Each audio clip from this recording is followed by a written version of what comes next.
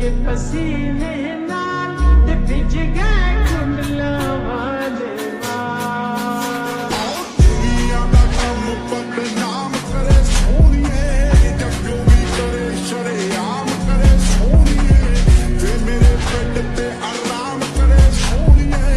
पैसा दे के टिका च अलाम करे सोनिए